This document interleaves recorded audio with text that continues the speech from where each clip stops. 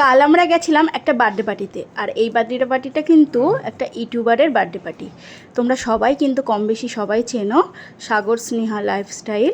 তা সাগরের বার্থডেতে কালকে আমরা গেছিলাম, আমাদের পাড়ারই ছেলে, আমার বরের বন্ধু কাম ভাই। তা দেখো এখানে সবাই এসেছে, আমি, আমার মাম্মাম আর আমার হাজব্যান্ড গেছিলো।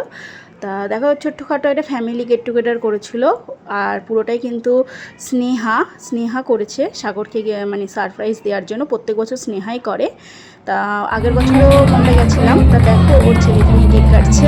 বাচ্চা থাকলে তো এটাই সব থেকে বড় পাওনা না, বাচ্চারাই আগে কাটবে। আর বাচ্চাটা অনেকক্ষণ ধরে মানে কাঁদছিল ওর ছেলেরা কেক কাটবে বলে। আর অনেকগুলো কিন্তু কেক পেয়েছিল, মানে আমাদের বন্ধু গ্রুপের থেকে একটা কেক দেওয়া হয়েছিল, প্লাস জিনিস দেওয়া হয়েছিল, কিন্তু যেটা আমরা পার্সোনালি নিয়েছিলাম। তাছাড়া ওর আরও কলিগরা দিয়েছিল, ওর বাড়ির থেকে দুটো কেক নিয়ে এসেছিলো, ওর শ্বশুরবাড়ির থেকে এনেছিলো।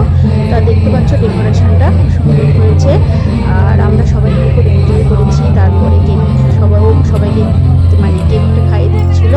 তারপরে কিন্তু আমার মাম্মাম কেক খেতে চেয়েছিল, তা সাগর কিন্তু নিজে এসে কেকটা খাচ্ছে। আর ও কেক খেয়ে কিন্তু খুবই খুশি। ও কিন্তু খাবার খুব একটা মানে কম খায়, মানে ভাত খেতেই চায় না। কোথাও গেলে বাড়িতে যেটুকু খায় আমি জোর করে খাওয়াই, কিন্তু ও কিন্তু এক জায়গায় গিয়ে কিন্তু মানে কেকটা মানে বিশেষ করে বার্থডে পার্টিতেও খুব এনজয় করে। আর তারপরে বলছে যে ভাই দেখো আনছে, ও মামা বলছিল। আর দেখো লাস্ট বার আমরা খেতে বসে পড়েছি, অনেকটা রাত হয়ে গেছে, প্রায় 10:30টার মতো বাজে। বাড়ি আসতে আসতে 11:10 হয়ে গেছিলো।